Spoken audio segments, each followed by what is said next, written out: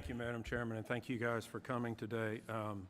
I live over in the east, and we have those little whirly storms a little bit more over in our neck of the woods than they do in the west. And actually, I went in a helicopter and surveyed the damage with Senators Tillis and Budd just 3 days afterwards, and it was cataclysmic. So how you guys got anything done is a testament to hard work.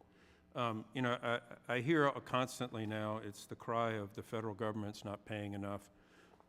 We're hurtling towards a financial sovereign debt crisis, and it's time actually for states to stop screaming from the federal government to pay, and now states take a little bit more burden. It's great that in North Carolina, people had the foresight through the General Assembly to establish a rainy day fund, and hell, that's what it's there for when it's a rainy day or one of those things. So it's glad that they had the speed with which to work and to be able to fund you in ways that we have. If there are discrepancies as we move forward, it's time for the state to step up. We can't default, we can't bankrupt the country because we have things that need to be funded when states can do these also. Just to kind of follow up with this, with what you guys are going through, I believe you really did a very Herculean job in pulling this off. Whether it changed elections, I don't know, but I still think the fact that we were able to get people to vote when literally so many roads were washed out is a miracle.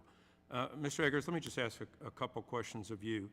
How did the state's board, which is a bipartisan board, how did that come into play to try actually effectuating availability of voting sites and how things get done, and hopefully did politics play a role?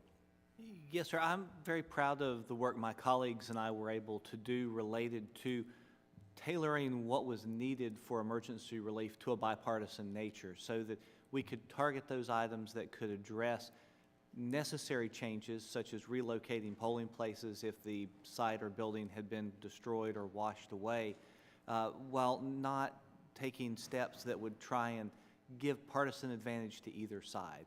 It was a good show of the American spirit of coming together in the wake of a disaster, not in the name of politics, but in the name of how can we restore consistency to the process, because consistency in elections builds confidence in elections, and that's what the voters are looking for. That's very heartening to hear in this days of horrible partisanship and violence. It's good. It's a good testament for North Carolina to be able to do that. If you had to give a percentage of people that you did not feel had access to be able to vote merely because of the storm, could you postulate on what that might be?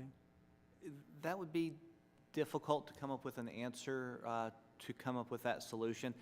I would say that based upon the changes in the work that were done and also the records and procedures taken by both the county boards and by their staff, we were able to open all but almost 7 precincts in, say, Buncombe County, which has 200 voters, and get voters information to where they could still get to a voting site. So I would like to think we were able to mitigate the impact of the storm as far as the accessibility and availability of voting to voters. And I'm not aware of any voters who stated that they were unable to vote in the most recent presidential election. Great. Again, testament to a good bipartisan nature in North Carolina. So hats off to you guys. Just one other question, and then I'll shut up. The state board allows the local boards to have some flexibility in what they do. Was that good, bad, indifferent? How well did that play into this situation? It worked well in all but one county. In one county, I believe there was a little bit of gamesmanship that was attempted. Ultimately, the legislature stepped in on a bipartisan basis and was able to restore a number of sites that had been cut from early voting. Can you expound upon that? Yes, sir. In Henderson County, they consolidated all of their sites to one central site. It resulted in long lines and crowded parking lots, and the legislature adjusted their plan on a bipartisan basis such that there was more accessibility to the rural areas of the county and the harder to reach areas of the county. Otherwise, I think all the decisions were, of course, bipartisan and were a great success. Great. I mean, that's a testament because, you know, given the hostile nature of what politics is these days, I think it's a good lesson for everybody to have examples that people can actually work together. Let them vote, let the voters decide, and be as it is. So thank you, Madam Chairman. I'll yield back.